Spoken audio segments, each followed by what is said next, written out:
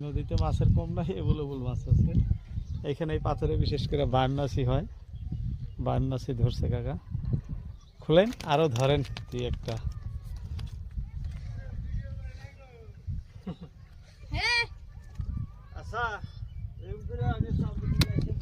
এইরকম করে মাছ দিলাম আমরা।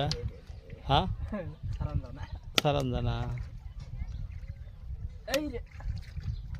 না, ছাড়বো ছাড়বো। দেখছেন দর্শক মার কি ধরনের মার দিচ্ছে, খালি খোলার জন্য।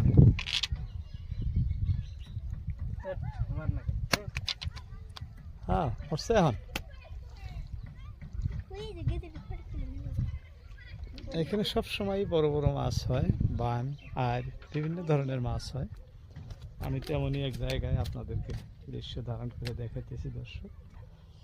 দেখেন পাথর, এখানে পানির নিচেও এরকম পাথর।